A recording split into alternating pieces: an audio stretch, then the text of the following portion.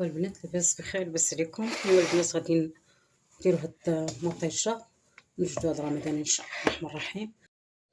المهم البنات بعد ما طابت لي ديك المطيشه هانتوما شوفوا شحال ملي تحسوا ملي تعرفوها هبطات عرفوا راه طابت. دابا ان شاء الله غادي نطحنها بهاد الميكرو نساها هي. دابا ان شاء الله غادي نصفيها هاد الصفاي وغادي نرجع معكم ان شاء الله. ها هي كتصبط، شوفوا ونبقى حتى نكمل كامله ما فيها والو البنات، ما فيها لا زيت لا هكا توابل لا حتى شي حاجه، فيها غير ملح بوحديته صافي.